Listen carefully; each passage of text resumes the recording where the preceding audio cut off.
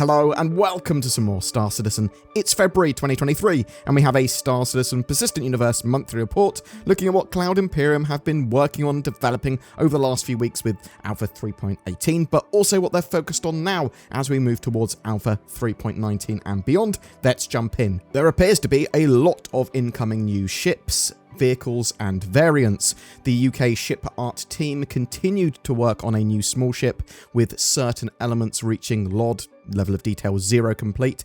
This is basically scaled detail shown on a ship based on its distance from the viewer. They also began exploring ideas for a variant of that ship as well. The Argo SRV, that tractor beam ship, progressed through final art. Final polish is currently underway on the exterior before the level of detail and damage passes begin. The interior continued through final art and received a LOD pass too. The Crusader Spirit passed its white box review and the A1 variant moved into the grey box phase. The ship team said the exterior is shaping up nicely with the key forms all established and all major elements like landing gear and VTOLs, vertical takeoff and landing, resolved. The interior is coming along and we're very pleased with the space so far, though there are a few visual changes we'd like to make to the doorways to emphasize Crusader's visual language. A previously unannounced ground vehicle passed its grey box sanity review before the artwork progressed to LOD 0.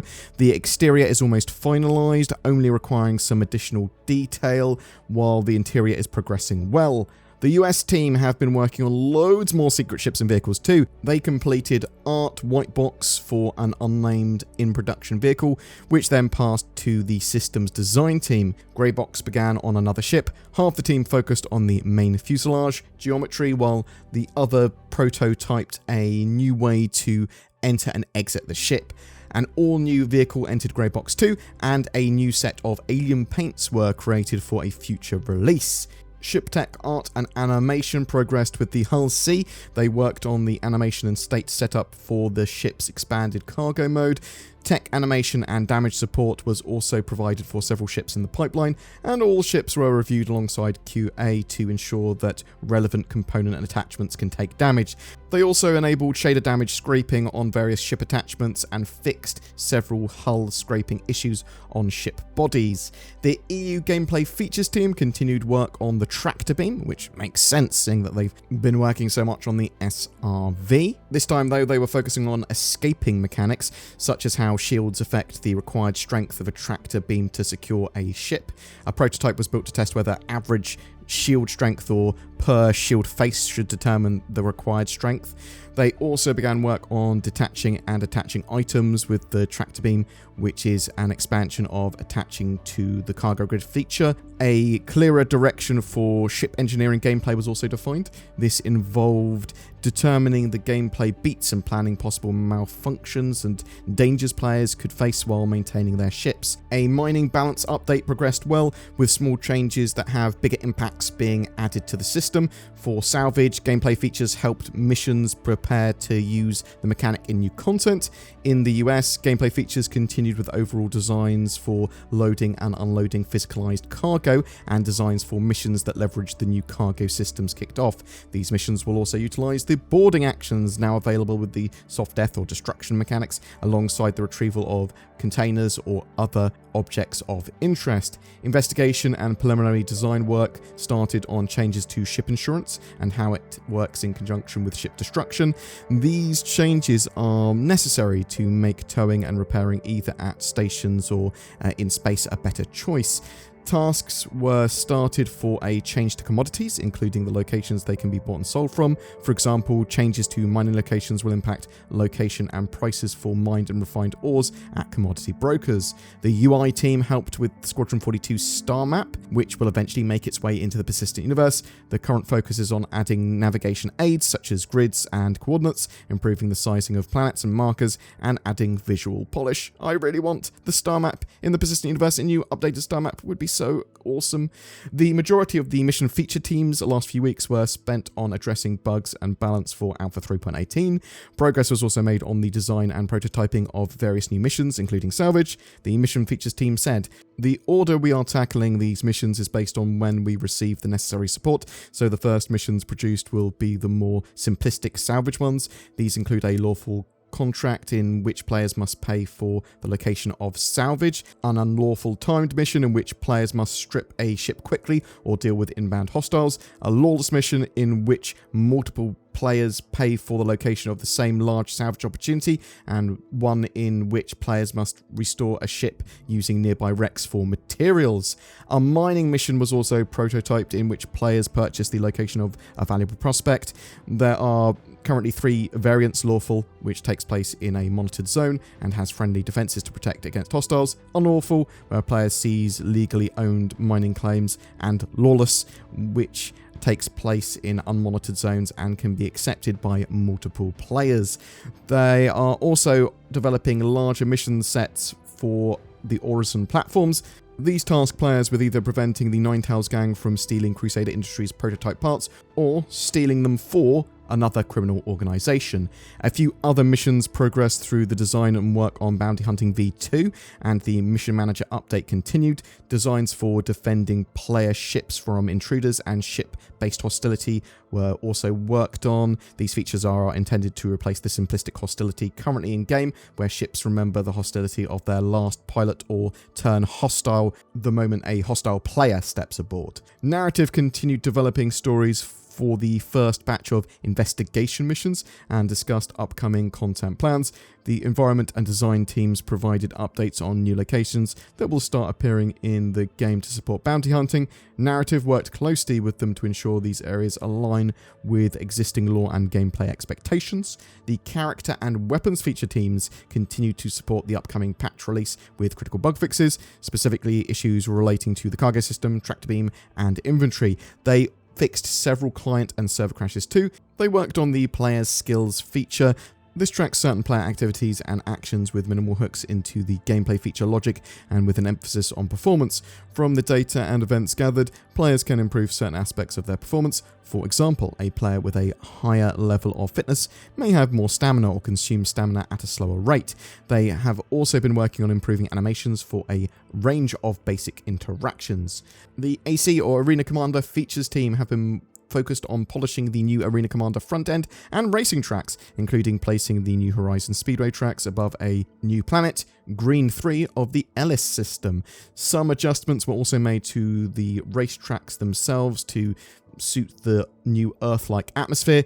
The team also experimented with new loadout selection previews on the front end alongside polishing its style and flow. Work continued on the classic race refactor, with the first version of the new race manager and checkpoint setups being tested and feedback addressed. The refactors of both the rounds and spawning modules continued across Arena Commander and Star Marine, bringing code up to current standards while also providing more modularity for new features, and tackles problems that prevented the expansion of old systems, such as separating unintended connections to the Persistent Universe characters, validating loadouts, and adding the ability to change the ship selection while in-game. The locations team continues to work on Pyro's Ruin Station. The EU Locations 1 team said this is a behemoth of a task that the team has been diligently working on, and it's looking better day on day. EU Locations 2 progressed with the local law office and created new content alongside mission features. The sandbox teams further developed the colonial outposts and continued exploration and development of the underground facilities. They said production is starting to ramp up and the team are feeling good about the work being done. VFX began pre-production on some new locations, including a huge underground facility and rock caves.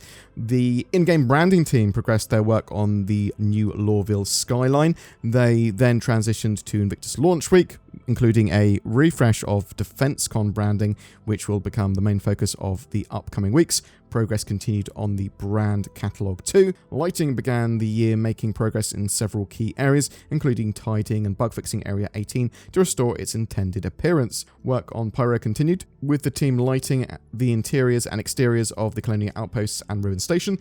They're also supporting the ongoing rework of Lorville's skyline, touching up and improving several areas around the city. Some other bits and pieces. Online services planned the year ahead, discussing server meshing with the networking team. The goal here is to achieve technical design consensus and divisions of responsibilities between the teams in order to deliver that feature. They've also further defined the tasks needed to achieve server meshing tier 0.